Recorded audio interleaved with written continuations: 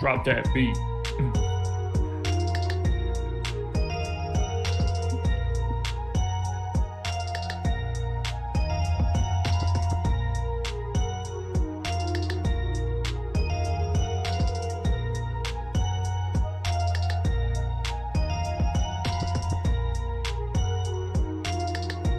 And we are live. Welcome to the NBA Strategy Show. It is Wednesday, March 3rd. Fun 10-gamer here. I am Josh Engleman, and I am joined by RynPak. RynPak, I haven't done a show with you in forever. Been manning the Slate Starter podcast for this entire NBA season, so we have not crossed paths in a hot minute. How you doing, buddy? I'm doing well. Excited to be on this for this 10-game behemoth slate. Tons of NBA action throughout the day. It's been a while. Last time we were on was the NBA Finals. So excited to be back on with you to talk about this 10-game slate on the Strategy Show. I know we were going through all of those showdown slates for most of the late bubble action, and now we are back once again to just dominate a show together. So guys, hit that like button as you get in the door. You guys did a fantastic job of that on the process show this morning, and you should be hitting the like button on that Slate Starter pod as well. Don't forget that. Got to hit those thumbs up clear across the board on the Awesemo channel. Subscribe to the channel, hit the notification bell. You guys know the drill there. And shout out to No House Advantage for being the presenting sponsor of this show. We will touch on No House Advantage in a little bit. Let's start here, though. Anything good for you last night? Kawhi Leonard got late scratch, so that was the opposite of good for me, especially on DraftKings. But Super Draft went well. I ended up being able to come first over there somehow, some way to really save my night. Excellent. But outside of that, I'll take that, especially when Kawhi Leonard really took a dump on most of my night. I'll be honest with you, I was not mad to see that he got late scratched. I was under the field. So at that point in time, I said, screw it. But it didn't really make much of a difference to me. I got my clock cleaned again for the, 20th straight day. It feels like February has not been, February wasn't really kind to me. January was very kind to me. So I want to go back to January. Let's turn March into January. Make March great again. I do think there was a key decision point where I probably did the wrong decision, obviously, looking back at it. I went Burks and Giannis instead of Quickly and Jokic in a lot of spots, which ended up costing me quite a bit. It was a difference of north of 50 fantasy points. So that was a key decision point, but it is what it is. On to today we go. Cheers to you. I had Giannis aggressively, came in a little bit lower on that Jokic exposure, had more Burks than Quickly. So it sounds like you and I were on the same path, which was the path to, I guess, nowhere, unfortunately. Yeah, it sucked. That was the wrong movie. All right. So we have a ton of games to get through. And as much as I love just talking randomly about the slate, I don't know if we have that kind of time. So I am ready to dive in if you are. Let's do it. It's a huge slate. Right. First game up, Indiana Pacers, Cleveland Cavaliers. Cavs are 5.5 point dogs at home, 216 total. Taurean Prince, questionable for the Cavs. Last time I saw that he was questionable, I immediately thought, I wonder how that affects Brooklyn's rotation. So I'm still not even picturing him on the Cavs. Jeremy Lamb and Doug McDermott also questionable for Indiana. We will start on the Pacers side. Sabonis, Justin Holiday, McBuckets actually, all in the teens in projected ownership on FanDuel. Only Miles Turner in double digits on DraftKings. What stands out to you from the Indiana Pacers? So this game really isn't that exciting. It's such a huge slate to me, but I like targeting guys, especially in the mid-tier. Guys like Allen and Colin Sexton have been very impressive, especially Allen since he's been in Cleveland. Colin Sexton's been pretty revelation, in my opinion. Guy who I was not very high on coming out of school, out of Alabama, but has been very good. So I think that's one thing to keep in mind of. Other guys on the Indiana side of things, Sabonis is always going to be in consideration just because we know what that ceiling can be like. So I like Sabonis and Brogdon on that side of things, but it really rounds it up. I think Justin Holiday's a viable small forward option just because we have to roster two and find some value somewhere. But outside of that, not really looking at any other guys. There's going to be some low-end options that can spike an upside in this ceiling, but looking forward to some other games on this 10-game slate. Yeah, I think we're on the same page here. I don't see anybody that stands out as super essential. 9,200 for Sabonis on FanDuel would be the price tag I'm seeing from Indiana that I really want to get to. And then on the Cleveland side, the highest owned player on Cleveland on either FanDuel or DraftKings is Colin Sexton at 6.7%.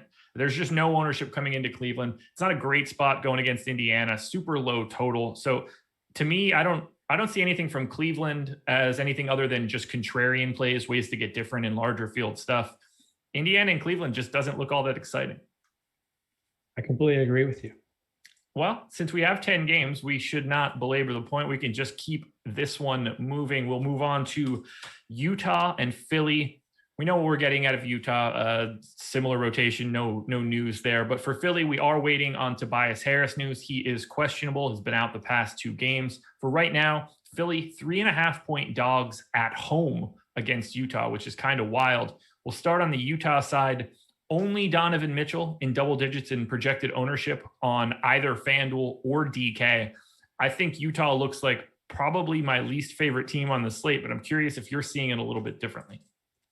Yeah, I kind of see it similar to you. This Utah team has been obviously amazing all year. Question for you, how for real is this Utah team in your opinion? Obviously, health and safety protocols have gone as purely as they could have for this team, but is this team for real? I like a conference finals-esque team. So it's a tricky spot for for Utah. So I was still in that last game. They're clearly a really good team. And with them bringing back so many minutes, I mean, this team is pretty comfortable playing together at this point. So the continuity, I think, is there. Quinn Snyder is an excellent coach. And I think they're really set up well for regular season basketball, Rudy Gobert in particular. I think they look a little bit different in the playoffs, maybe not the same sort of ceiling that you see for what they're running through in the regular season. But the biggest piece to me for Utah will be seeding. If they do get the 1 seed, their biggest benefit will be if the Lakers and Clippers finish 2nd and 3rd. That way they'll have to knock each other out first. I think that gives Utah a better outlook moving forward. If they still have to get through the Lakers and the Clippers, then I don't think that they're all that likely to make it through. And, Western Conference Finals, I think, is viable if they are the 1 seed. But after that, I'm not so confident that they should be ahead of the Lakers or Clippers. But I'm rooting for them. I like the team. Yeah, I'm a big Quinn Snyder fan. Obviously, just like the roster, they were the team that had pretty much minimal roster turnover, which really helps, like you said. Yeah. We'll see. I do think the Clippers are as legit of a team out there in the West and probably the best team, all things put together. I think the team is underrated in the public's perspective after last year's collapse. But on the DFS side of things, I'm always, whenever these two teams match up, I always buy into the Ben Simmons, Donovan Mitchell narrative. Obviously, the rookie of the year stuff. Ben Simmons has played well against Utah. Obviously, last time he put up 72 fantasy points. Keep in mind, Embiid missed that game, but he has played well against this Utah matchup throughout his career. I don't know if he plays with a chip on his shoulder to show Donovan Mitchell up, but sometimes I do buy into that. Simmons at elevated price tag is going to come in very, very low owned. Somewhere, if you want to take a couple of darts at GPPs, might be an option, but maybe Gobert on DK. His price is still a little bit low, but the opportunity cost is kind of quite a bit. There's guys like Cat and Embiid on this slate where going down to Gobert, where I think you can kind of like expect him to get high 30s and in between high 30s and low mid 40s. But you really want on a slate like this, your center spot to get somewhere in the 60-point range, in my opinion. These guys are just priced so efficiently. With nobody out, it's really difficult to want to prioritize anything from Utah. On the Philly side, Embiid and on FanDuel, Tobias Harris picking up a little bit of ownership. If Tobias Harris plays, how do you feel about Philly? If he's out, does that change anything for your outlook? So we've seen when he's been out, it's kind of been Shake Milton who has picked up some extra shots, some extra ball handling duty. Obviously, last game blew out. Got some extended run in the game that went to overtime against Cleveland. So that's one guy I've been kind of targeting. He's kind of paid off. Maybe at 4,200 on FanDuel, a spot where you can kind of pay down your roster construction will be a tad unique. But if Tobias Harris goes, kind of suppresses everything for me. And Doc Rivers did say Joel Embiid's ankle is very sore. They really want to get that 1 seed in the East. That's why Embiid is going out there and playing. I don't know if it's that necessary for Philly, in my opinion, but I think they just need to limit Embiid, especially heading into the All-Star break, in my opinion.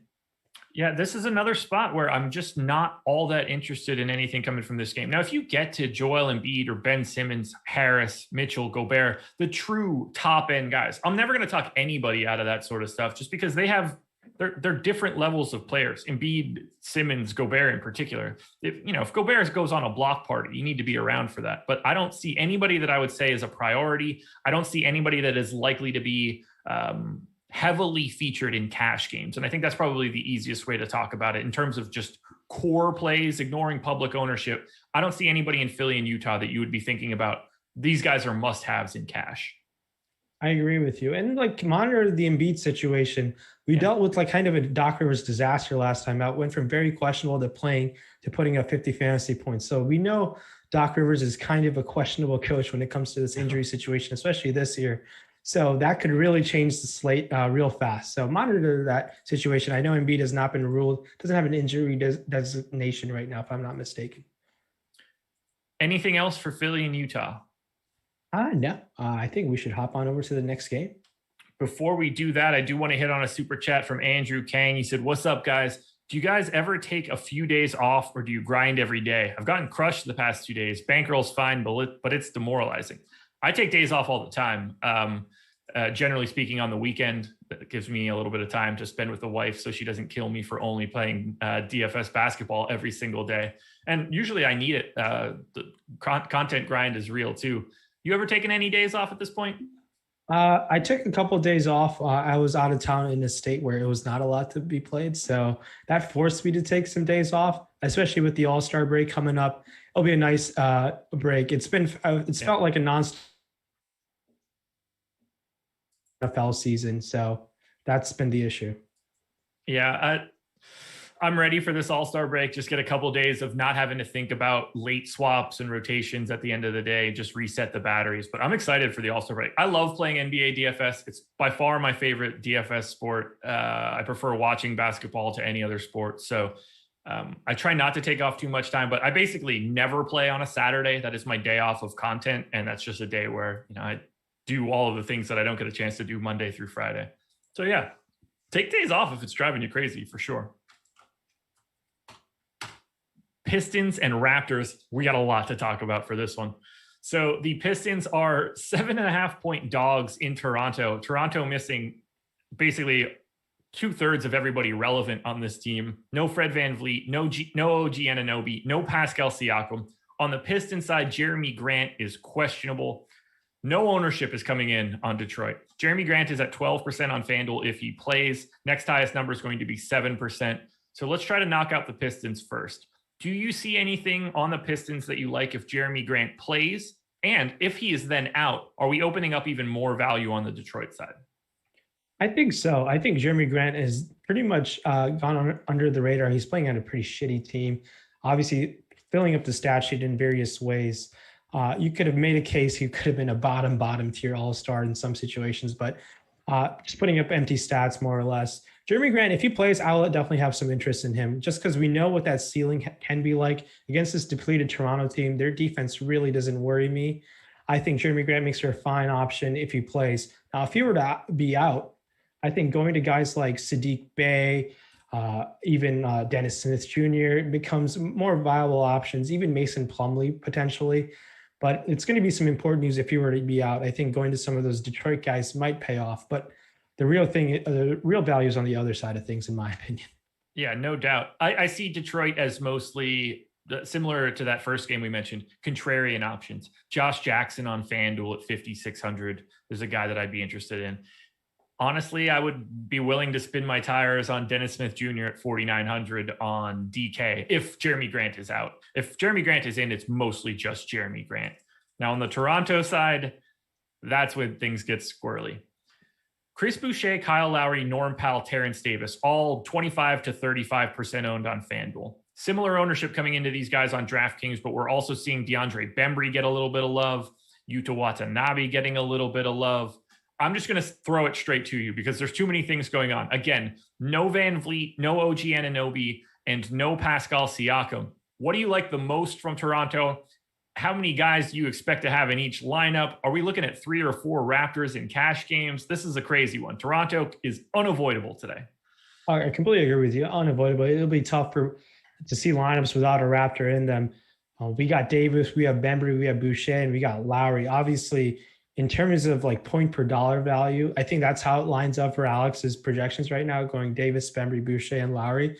But my favorite play, all things put together with an upside and a kind of where ownership's coming in at, might be Chris Boucher. If this guy can avoid foul trouble, I'm going to expect him to play low 30 minutes to mid 30 minutes. And his upside is through the roof. He's put up 50 fantasy points earlier this year.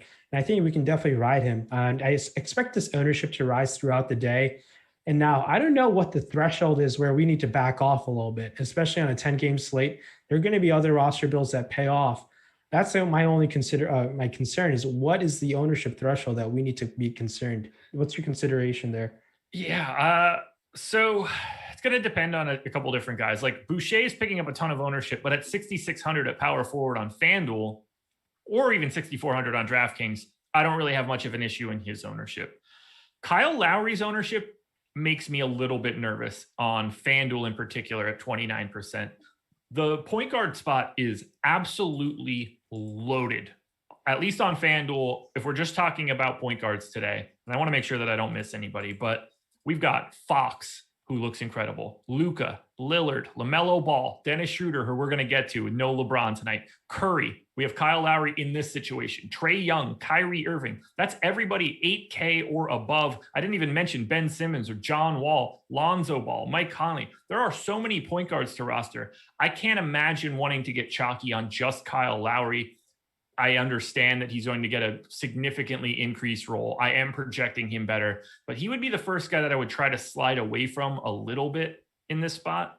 I'd be more likely to get to Norm Powell, who I think is just going to gun the entire time that he's out there. The real guys that we need to talk about are the weird ones, like DeAndre Bembry picking up ownership. Terrence Davis is projected for 32% ownership on FanDuel and 39% ownership on DraftKings, where he is the flat minimum on FanDuel, 3,400 on DK. Getting those guys right, the Bembry, Terrence Davis, Watanabe stuff, that's the part that scares me the most. I think I'll be a little bit lighter on Terrence Davis, maybe a little bit heavier on DeAndre Bembry. How are you feeling about these also rans for Toronto? So these guys are good. Some of them are going to be good. To say I have any confidence in which one, I've always been a Terrence Davis fan. The guy showed out in the summer league. He picked up a contract after his first game, which was really impressive there. But now if he were to start, I'll definitely have some interest. I think the best way to go for it is just riding with the starters, in my opinion. Yeah. I think we can then all expect those guys, barring any foul trouble, to play at least low 30 minutes, if not higher. And just kind of like, all right, if the bench guys have any significant ownership, that's maybe kind of dodging a bullet in that way. That's my initial take on things. Now, things can definitely change if for some reason, if this game gets canceled and we don't have to worry about it, that could definitely be on the table. But I think going Bembry, probably a guy who has shown an upside in his career in the past, hasn't obviously needed to show that, playing alongside guys like Siakam, Lowry, and Van Vliet. But Bembry and Davis, probably the first two guys I consider. Now, if Watanabe starts, I'll have some interest in Watanabe then. Yeah, basically whoever is in the starting lineup is going to have more interest. Do you have a guess on the starting lineup? I was thinking Lowry, Davis, Powell, Bembry, Boucher. That's kind of too small then. Maybe. So I think that Lowry and Powell are obviously just going to be in the starting lineup. I assume it's Chris Boucher. It could just as easily be like they could be really weird and have it be Boucher and Aaron Baines. I don't think that is all that crazy for this particular spot. Lowry and Powell for sure. I think DeAndre Bembry is probably the third most likely starter just because of his ability to defend up and down the positional spectrum. He kind of fits no matter who else the other two guys are. He's kind of malleable in that way.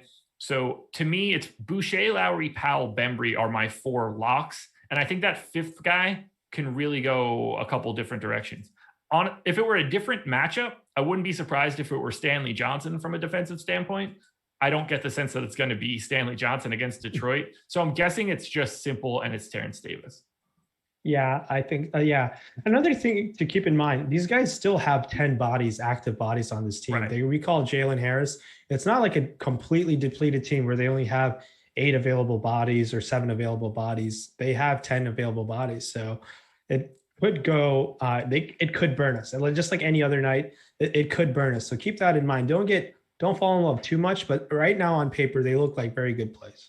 Yeah, we're gonna see. I'd say what's the over on for right now? If Lock was in 5 minutes, over under on cash plays from Toronto 2.5 seems about right. In terms of cash, I'd be willing to go over just because of cash, and like I'd feel confident with the floor they provide me, and potentially there's a ceiling as well.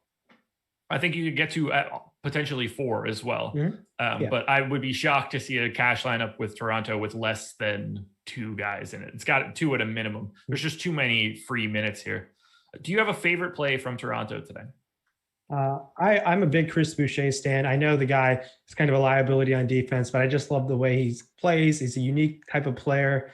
Some guy who's been very impressive. So I like Boucher. Probably my favorite play. I think Boucher looks the best on FanDuel relative to the rest of the team. And then on DraftKings, I actually prefer Norm Powell to Boucher. The price tag just a little bit more favorable for me. And the positional setup, shooting guard, small forward, always helpful on DK. Any final thoughts on Toronto and Detroit? Yeah, this is a very important game on the slate. So monitor the news, especially starting lineups. At Awesemo NBA will have the starting lineups. So definitely monitor the news. It will really be a key guide to the slate, in my opinion. And we will have plenty of news coming up in the future today, plenty of shows to go around. Perfect opportunity to tell you guys about the entire schedule for today. So at 3 p.m. Eastern time, NHL strategy show, Cliffy and Josh Harris breaking down the game on the ice. I know nothing about hockey other than knowing that we do have an NHL strategy show at 3. Tip-off show, Caleb, Ben, and Spags, 4 p.m. Getting ourselves started bright and early at 4 p.m. 1 o'clock on the West Coast. Spags is just getting into this lunchtime coverage. 4:45, NBA Deeper Dive. Eric and Adam, ship my money, breaking it all down. They'll go for an hour and 15 minutes on this 10-gamer. Then live before lock at 6, myself, I'll be back with Greg Ehrenberg. We're going to break it down for a full hour plus an extra half hour. Then we go to PGA live before lock at 7:45. Ben Raza, Jason Roslin breaking down the Arnold Palmer. And then we're still not done. 9 p.m., the final show of the night, Spags and Greg, the late live before lock show. We're a sports news channel now, man. Yeah, we're a TV network. The Awesemo TV network is pretty much around the clock. We have north of 12 hours of content for you guys to make informed decisions on your DFS day. So make sure to tune in. Got to hit one more super chat from Grade A Flicks. Hey guys, keep up the great work. Place second in a 10K single entry and top 50 in 100K. Won $647 along with tons of satellite tickets. Keep up the great work. LeBron at the end got it for me. Arden from Yonkers. Congrats, man. Awesome. Always good the satellite tickets are awesome.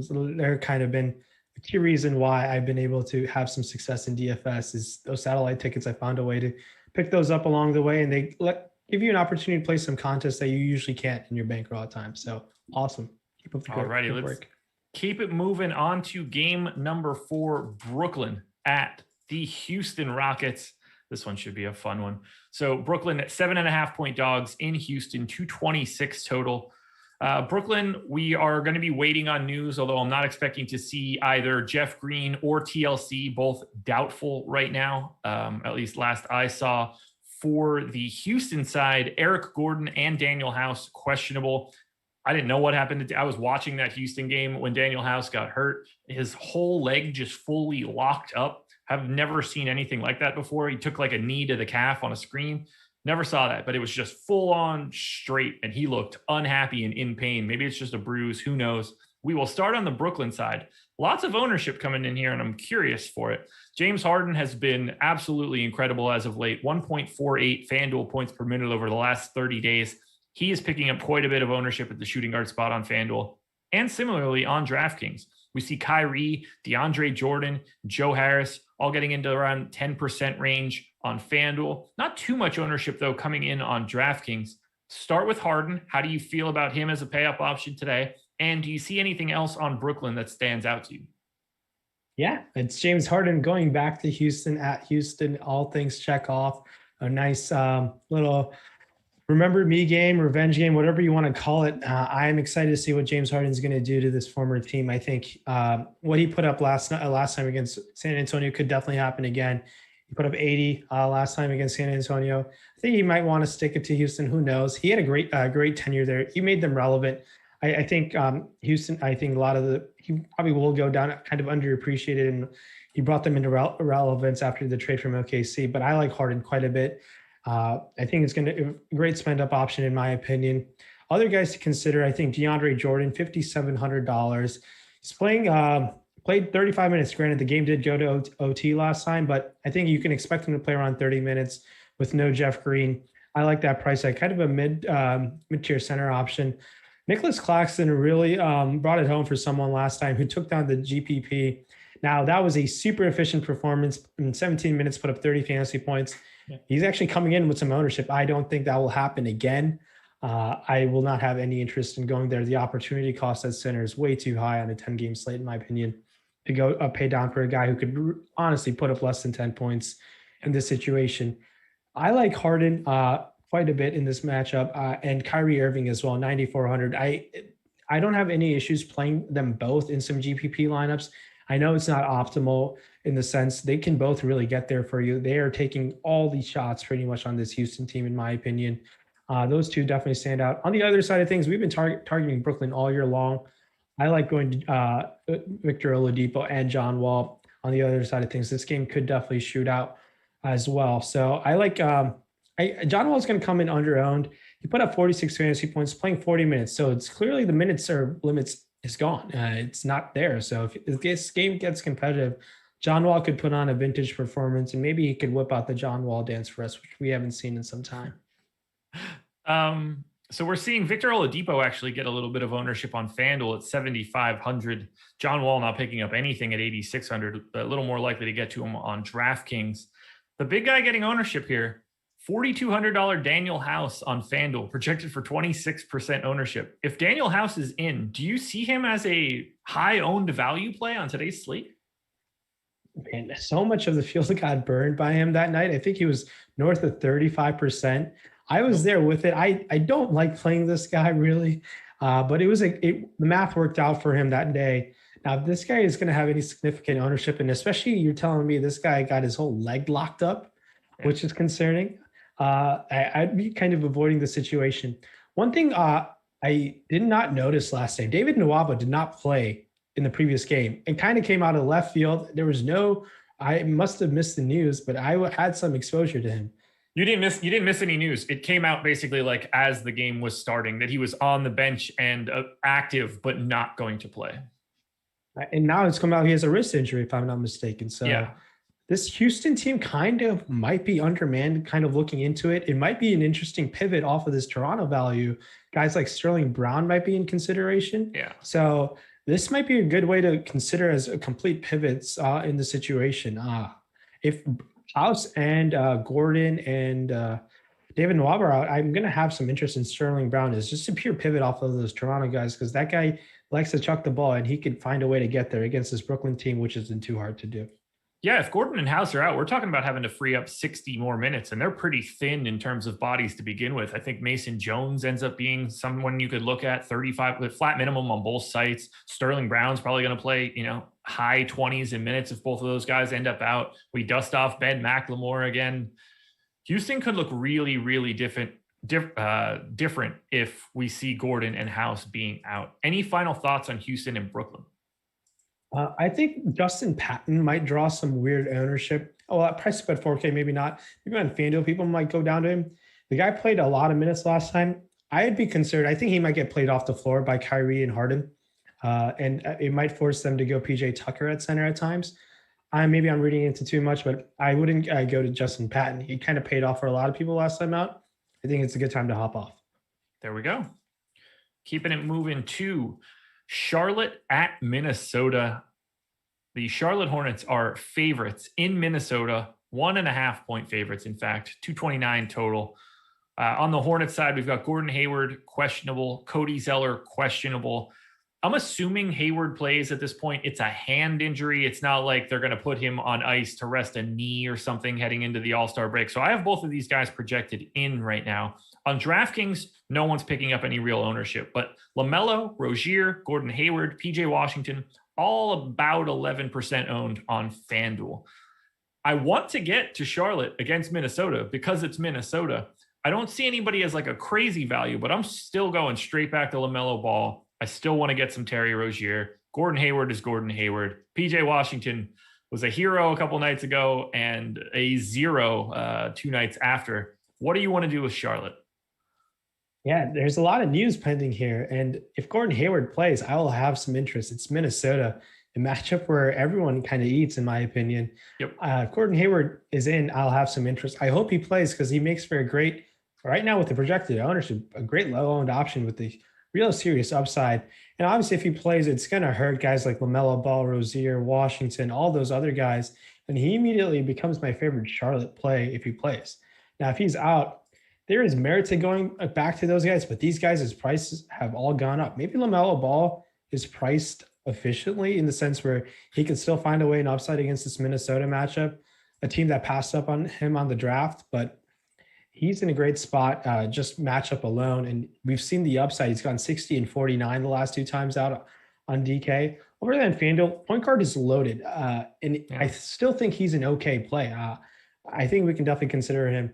On the other side of things, I love Karl Anthony Towns. I've been riding him since he's been back. And it's unfortunate. This Minnesota team just gets waxed constantly. And it seems like they don't want to lose that top 3 protected pick from Golden State. If I'm not mistaken, they will be in the Cade Cunningham and Jalen Green sweepstakes, which is pretty good. They're both very good players, in my opinion. And it kind of makes sense for them to just hold tank and try to get one of those 2 guys at this point with the way this season has gone. Yeah, so it is a first-round pick, top 3 protected this year, fully unprotected next year, which could be kind of wild. Even if that, obviously Golden State's just saying fingers crossed. If I'm not mistaken, it might be Imani Bates next year. Who's from the area I'm from. He's a sensational player out of Ypsilanti, Michigan. And that means he could potentially play with Clay and Steph. That'd be kind of wild if they end up getting that pick. So. Just imagine if LaMelo Ball was playing for the Golden State Warriors right now. Yeah, they'd be. I would say they'd be a top 5 team in the West for sure. Not for sure. For sure, might be the top. He'd probably still be playing 16 minutes a game. That's the real problem here. I don't think he gets the same sort of run as he would in Charlotte. But anyway, I like Ball, Rozier, Hayward, Washington. I'm not a huge fan of anything from Charlotte on the DraftKings side. Then we get to Minnesota. This Minnesota team is just sad, really. I don't know how else to really explain it. I like Towns, but center's pretty loaded today. Pay-up options are pretty loaded today. So I don't like him as with any sort of high regularity, 10%er at best. Maybe a little bit of Anthony Edwards, 6,400 on FanDuel, 6,900 on DraftKings. But they're playing 11 dudes a game. Everybody's playing randomly minutes, 10 to 25. We see guys like Jake Layman go from not in the rotation to playing 30 minutes in their last game. What are we doing here with the T-Wolves? Yeah, where did Jake Layman come from and play all those minutes? Honestly, it's Karl Towns for me and really everyone else. I think you could consider Vanderbilt as a pay down option on power forward, but heck, I don't know what's going to happen with the minutes. So Ricky Rubio is someone who can get an upside, but the guy's not playing 30 minutes. If you were to play 30 minutes, I would definitely have some interest for him. But I love Cat on both sides, really. It's Cat and everyone else. Yeah, I'm totally in agreement. I just don't see myself having much exposure to Minnesota outside of Karl Anthony Towns. And really not a ton to Charlotte, but rotating through those main 4 starters. I agree with you. Yeah. Keeping it moving once again. We're now on to a game that I do have quite a bit of interest in, at least on one side. The Chicago Bulls at the New Orleans Pelicans. The Bulls are 5.5-point dogs in New Orleans. They are projecting no one north of 8% ownership on either FanDuel or DK. There are no cash game plays to be found on the Chicago Bulls, in my opinion. I'm not seeing anything at all. Lauri Markkanen's still doubtful for this one. Rotation for Chicago has been pretty set in stone at this point. We do see Thad Young get a couple extra minutes now and again. Not really interested in where his price is. I don't have any interest in Chicago today. I kind of agree with you on that boat. It's just that if you want to target a Zach LaVine upside game in GBPs, sure. Guy's very, very scoring dependent. That's the only issue with him. So Chicago, Kobe White hasn't shown an upside game in a while. I'm on your side. There's not much interest for me on the Chicago side of things. The other side of things gets really interesting for me. Yeah, and I think we should go straight there. So New Orleans Pelicans, Zion, 8,900 on FanDuel, 9,100 now on DraftKings. I think it's a little bit more difficult to get to him on DK, but for having to have two power forwards on FanDuel, I think he looks like one of the better power forward options. I love getting to Brandon Ingram as well. 7,800 on FanDuel, 8,400 on DraftKings. That's a fantastic price for Ingram on FanDuel. Was very highly ranked in my contenders videos today. Then I think you can get to different Pelicans on DraftKings, whether that's Lonzo or Eric Bledsoe. Bledsoe's been playing like 34 minutes a game over their last 4 or 5.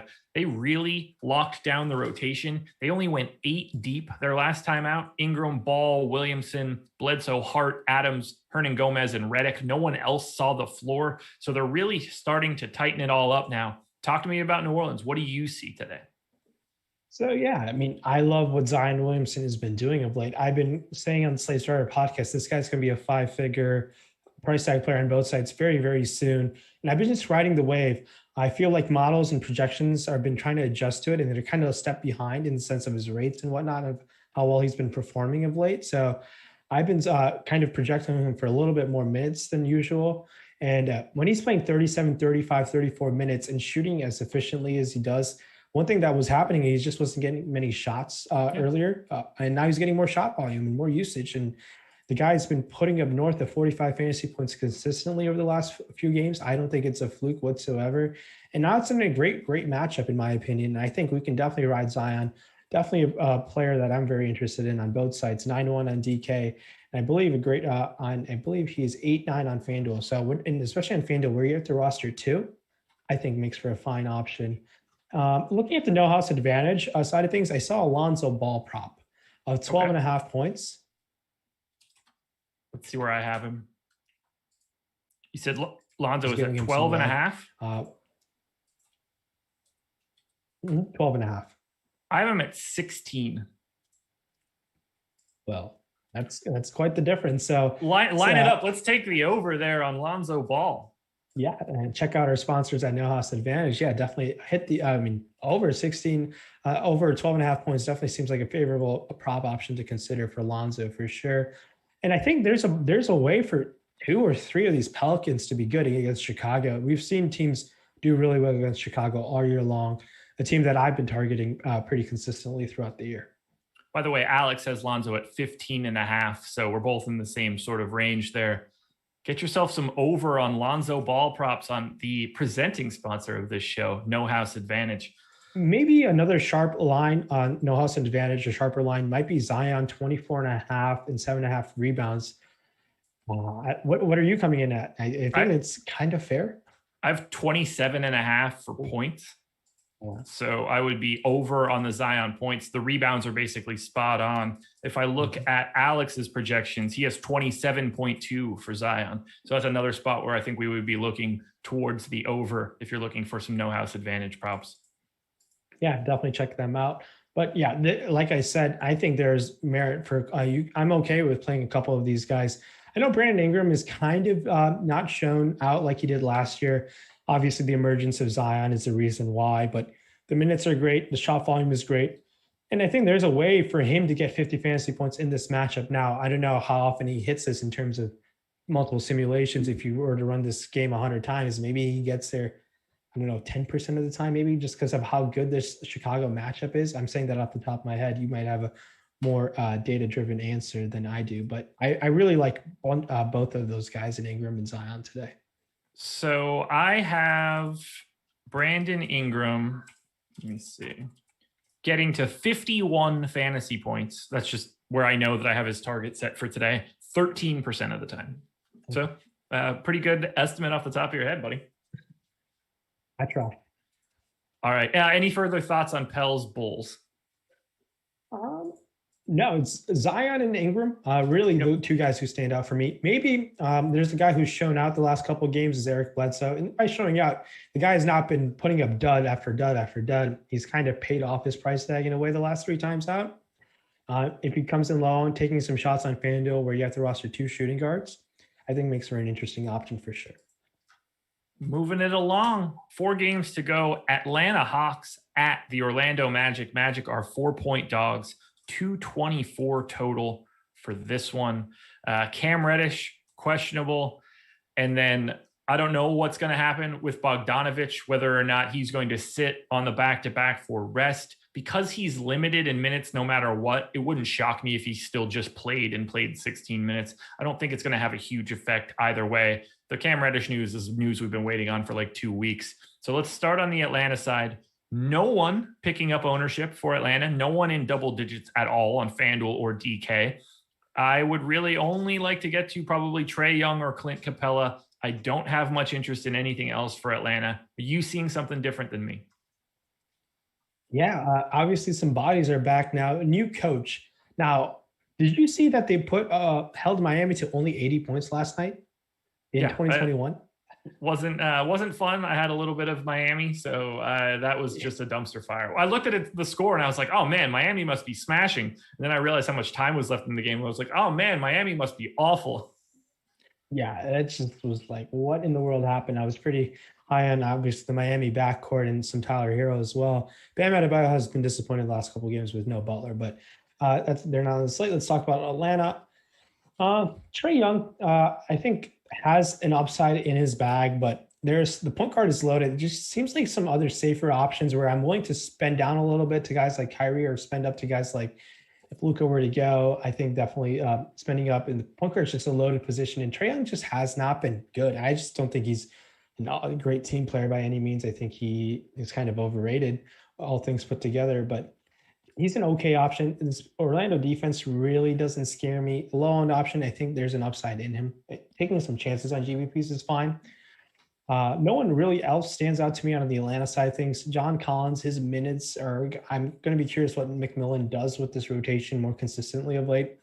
And especially when a new coach gets implemented, it changes things up. They kind of ride with their guys that we don't know of. We don't get to see what these guys really do. So I want to give it a few games and see what ends up happening with this Atlanta rotation. And that's why the safest guy in Atlanta honestly might be Trae Young, in my opinion. We're on the same page. If I'm going to anybody, it's Trae Young, but I don't think I'm going to much of anything in this game.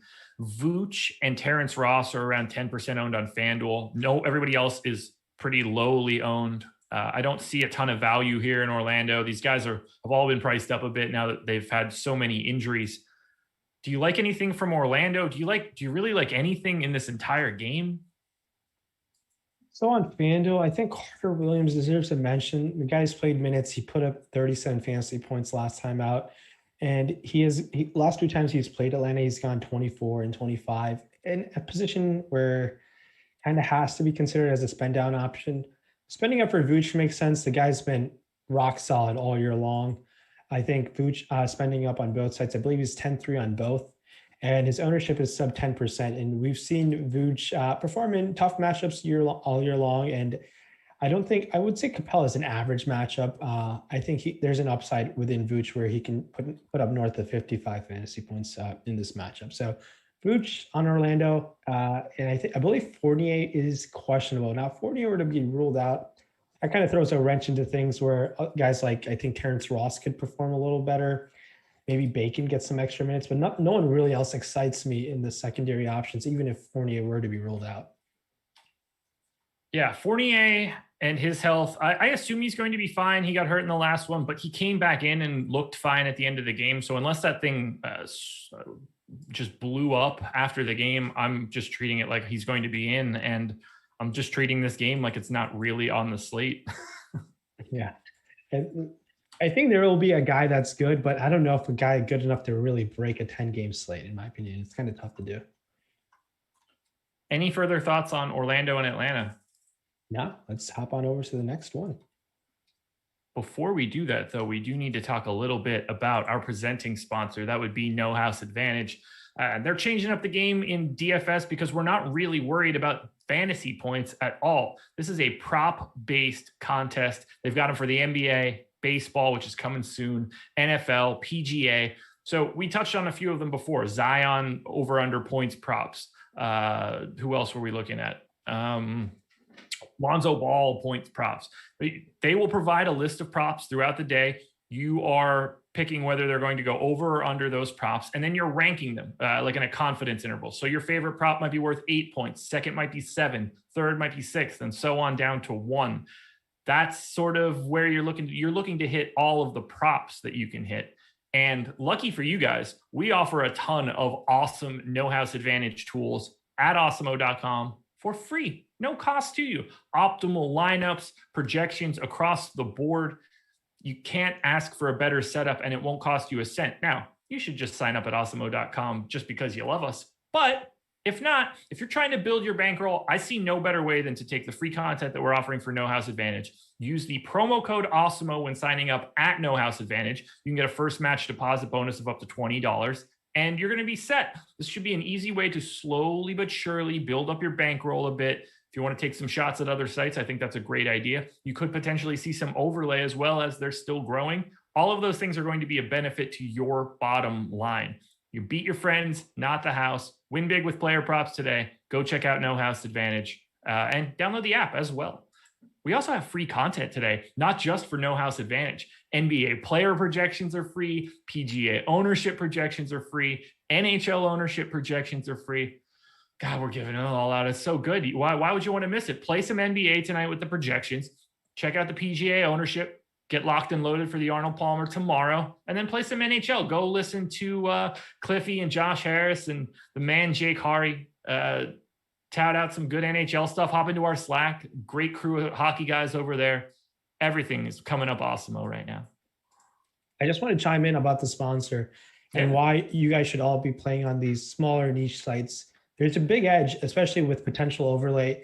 That's a huge edge alone. And for me, I really found it niche in terms of like figuring out these smaller sites over time, and more or less they'll give you the opportunity to have more consistent weeks of profit, like being profitable over the long haul, and then you can start slowly transition to taking some bigger prize pools on other sites. It's a really good way to really build up your foundational DFS skills and have a routine, and kind of more importantly give an opportunity to be profitable in the long haul. Take advantage of those free tools. Those are all of Alex's tools put together and really going to give you a big edge from the start, so definitely take advantage of that. Perfect. 3 more games to go, man. Oklahoma City at the Dallas Mavericks. We got to start here with the big piece of news. Luka Doncic is questionable. You know what? I should have made a joke and said the big piece of news is Willie Cauley-Stein is questionable, but it's not that great of a joke. Luka is questionable. Have to assume that he is in for right now. It changes the entire scope of Dallas if he is out, and we'll touch on that. But let's start on the Oklahoma City side first, where Shea's getting a little bit of love on FanDuel, about 13% owned, and then no one is getting any ownership here. But I actually like Oklahoma City a little bit more than the public, even more so than sort of just like generic contrarian. So $5,400 Baisley on FanDuel, no ownership. That would be a place where I'd be totally okay to get a little bit different. I love Lou Dort. He's 3,900 on FanDuel today, 5,100 on DraftKings.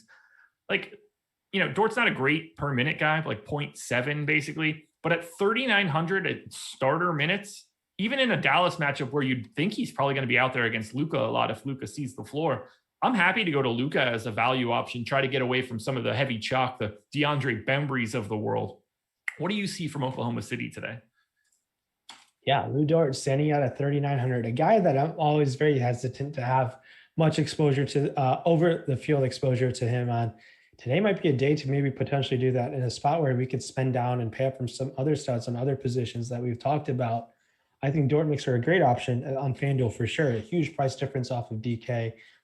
SGA deserves a mention, 8,200 against Dallas. I think the guy has a huge upside within it. By huge upside, I think he can get you north of 50 fantasy points in this particular matchup. Someone, especially on FanDuel, I think can definitely come in play. Over there on DK, I just think OKC just seems more valuable on FanDuel than it does on DK. The way the roster construction works out. On DK, I'll have interest in Luka if he were to play. I have to read into some coaching notes if the minutes limiter by any means, it's his back. I'm expecting him to play right now the way things stand. Now, if he were to be out, it opens up a whole lot of things that we need to consider. On DK, I think other guys that you want to take some shots on. Tim Hardaway Jr. Just hasn't been getting much minutes. Mm-hmm. If he were to crack 25 minutes, he just would have to be really efficient in his time, especially in a 3-point bonus site, I think can definitely pay off.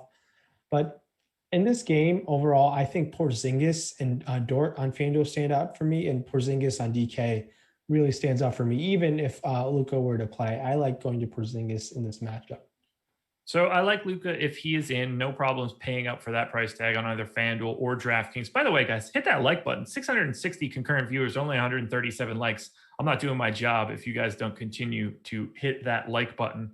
And I think I might have just lost my headphones. Lost your headphones? Yeah, I can't hear you right now. Let me see what happened here. It says Mertz AirPods Pro are good, but that doesn't seem like it's actually true. So I'm just going to keep talking until I throw it back over to you, and then we'll be fine. If Luka Doncic happens to be out, I think Josh Richardson for 4,600 on FanDuel and 4,900 on DraftKings takes an immediate step forward. I think Tim Hardaway Jr. for 4,300 and 4,800 takes an immediate step forward. Kristaps Porzingis obviously is going to get looked at a little bit heavier just because he is actually a stud for this team. Do you see anybody else that you definitely want to get to? Is it Jalen Brunson? Does Trey Burke get the minutes? Where do you want to go if Luka happens to be out? If Luka were to happen to be out, I think looking to Brunson and Trey Burke. Trey Burke especially deserves a shout because he's the min on both sides, and that does a lot on a 10-game slate where he could potentially pay off for you guys. And I think there's a path for him to Carlisle to ride the hot hand with Trey Burke and go there. And I think that could be a great value option. And we'll open up a ton of options for other guys to spend up for. So Brunson and Burke definitely deserve a consideration, especially on DK and FanDuel. Hardaway Jr. especially, I think he will get a shot volume quite a bit, and Porzingis. Now, I think Richardson's kind of in play on FanDuel already. Just taking things are the way things stand right now. A guy who can really get there for you with peripherals. Someone who I like rostering quite a bit. And this Dallas team is slowly putting things slowly and surely, but together. And I think they've been winning more consistently of late. So that's nice. And I think a team that was obviously started off real slow and now getting things all put together. Doncic is going to be key news on the slate. I think the way things stand right now, I want to say he's going to give it a go. So one last thing that I want to touch on for Dallas. Does Willie Cauley-Stein's status really matter to you? Do you think that like Dwight Powell or James Johnson or Maxey, whoever, do you think anybody's going to soak up enough minutes that if Willie Cauley-Stein is out, they become relevant? If the slate were like maybe a 3-game slate or 4-game slate, they will become relevant, but it's a 10-game slate where it will be tough to consider anyone of relevance. Maybe Kleber gets a few extra minutes sprinkled onto him. Maybe he cracks the 30-minute threshold. But if not, I think they're going to probably go to some combination of Powell and Boban. But I think it'll be Powell first and then Boban if things get squirrely. But outside of that, I think it's just Powell. And I don't think he's in relevance if Cauley-Stein is out. 2 to go. And they are the dueling late night hammers. And I'm not going to lie, I'm very happy that both of these games exist at 10 o'clock because the amount of Q tags in the Lakers and Kings game, pretty staggering right now. And we're going to need some options to swap around. But we're going to start with Golden State at Portland. This game's a pick 'em, 235 total. And on the Golden State side, Curry is in double digits in ownership, basically in the teens. No one else is picking up any ownership, but I will be happy to get to all of the guys that actually play. Curry, Draymond, Oubre, Wiggins. Those 4 guys, I want to have let's call it 10-ish% on all of them. If they're not picking up ownership, maybe get to 15. And then I don't want a single thing from Golden State otherwise because they just play all these dudes like 16 minutes. They just called up Jordan Poole and Nico Mannion back to the active roster. Now that guys on 2-way contracts going to be able to play for the entire year and into the playoffs now. They changed that up as of yesterday, I believe. Are you seeing anything from Golden State that's different than what I just said? So obviously, if you all remember, Steph Curry in this same Portland matchup went for a career high explosion. I want to say it was 62 real life points, and I want to say 75 DraftKings points. So this Dame Curry matchup, historically, they just find a way to go back and forth at times. There was games where Dame earlier in his career had just lit up Steph Curry. So I think getting to either one of those guys, and especially suppressed ownership over there on DK, makes a lot of sense to going to Curry and Dame. I think they both have a huge upside where they can break the slate. And on other guys to consider, Wiggins has been disappointing. The guy has kind of turned into an elite defender in Golden State, which is really impressive what the organization has done with him at times. I want to say the defensive numbers work out for him. I could be mistaken. You probably taken a much more deeper look there, but if he's going to be low owned, I think we can take some chances there. Not the most exciting play, but I think definitely someone we can consider. Yeah. So I have Wiggins about 6% to be in the optimal on FanDuel, around 8 on DK. Both of those numbers are like 2 or 3 times what the public ownership is. So I mostly see him as another contrarian type option in a larger field GPP. Here's one question I want to ask you just straight up. And if it's different on both sides, feel free to change your answer. Curry versus Dame in this game. Do you have a preference just for the slate? For the slate, I do think we can do a lot with the savings off of Curry to Dame. I think the savings are pretty important where we can go. I think you save only 200 on FanDuel. I think that's maybe I can go to Dame there, but saving 700 on DK is quite a bit, in my opinion.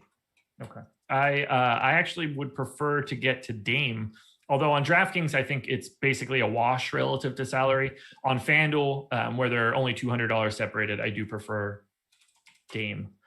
And I also prefer getting to a little bit of Enes Kanter on the Portland side. 6,300 on FanDuel, 7,500 on DraftKings. So not all that interesting on DK. Not a problem if you get there, but he's the legitimate value on FanDuel. I really like getting there. You know what you're getting out of Portland. It's the same rotation every day. Do you see anything else for Portland other than Dame and Kanter?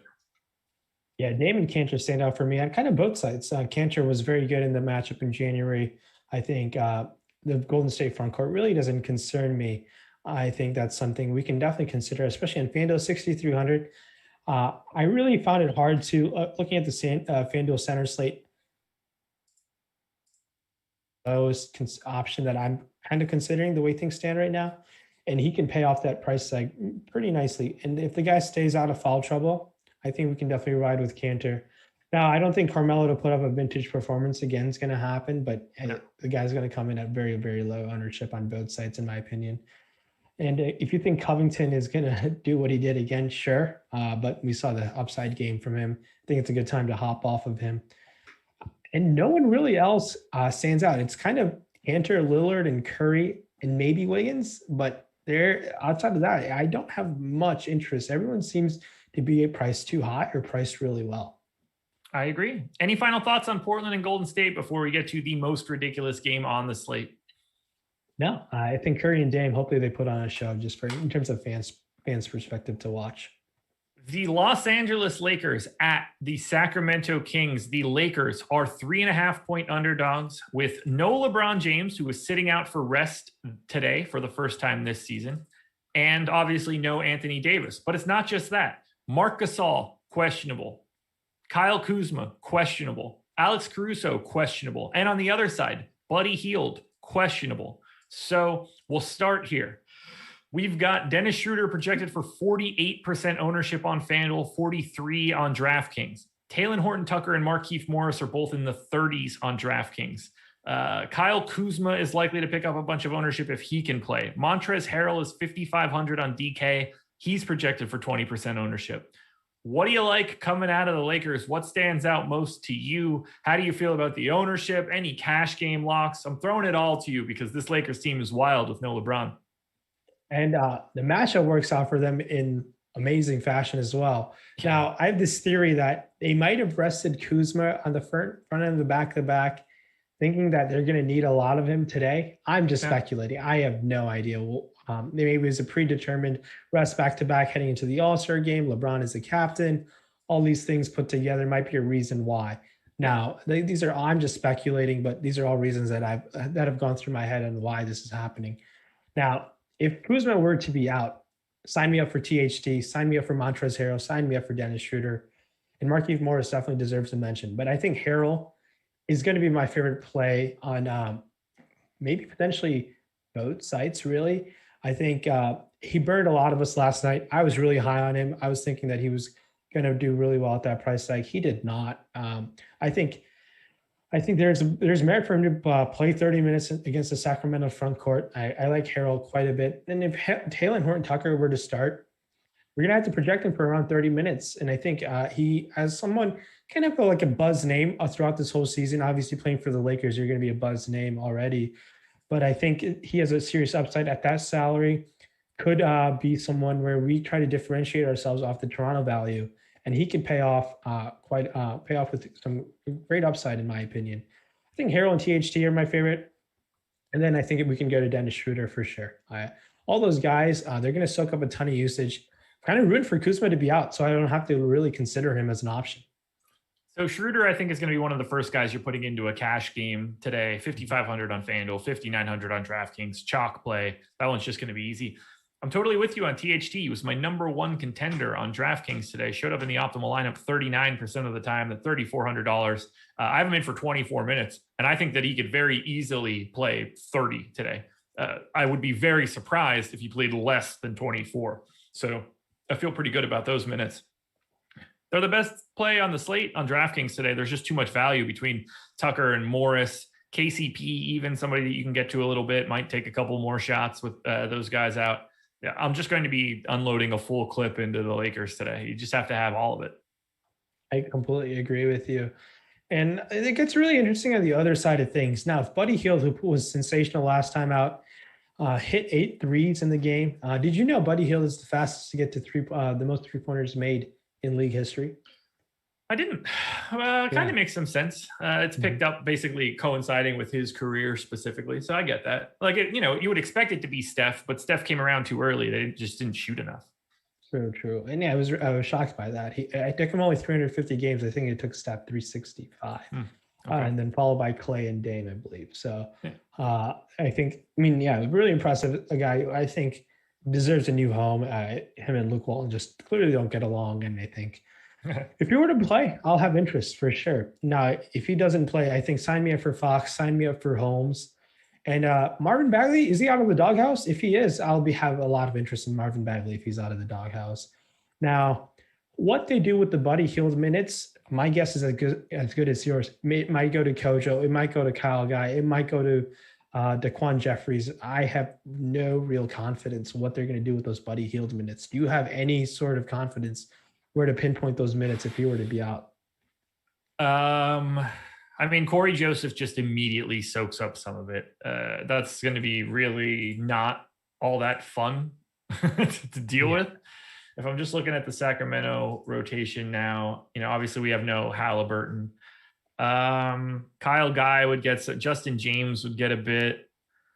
They don't really have anybody positionally at the 2. So I think Corey Joseph actually flat minimum on FanDuel, 3,400 on DraftKings. If Buddy Hield is out, Corey Joseph is going to become a pretty popular value play, which is gross.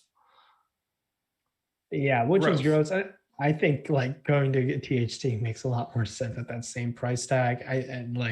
I hope the field goes to Corey Joseph. I won't have much interest on him, even if he were to play.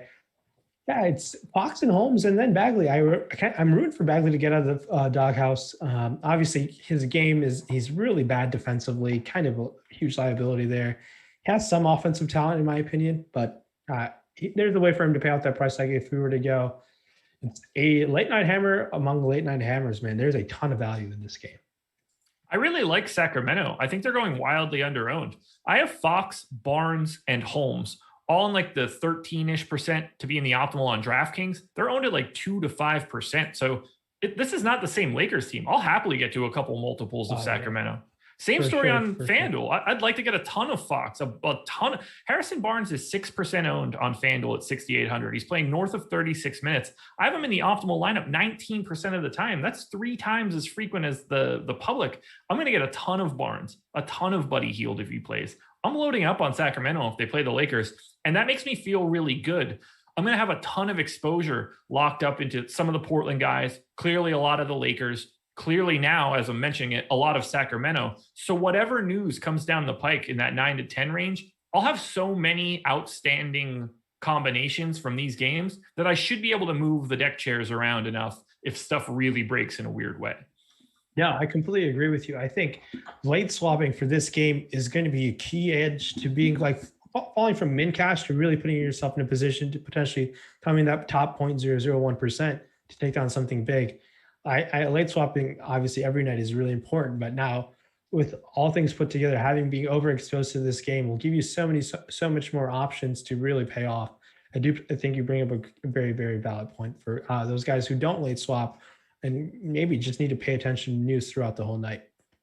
Any final thoughts for this game or for the slate as a whole before we get out of here? 10 games up, 10 games down.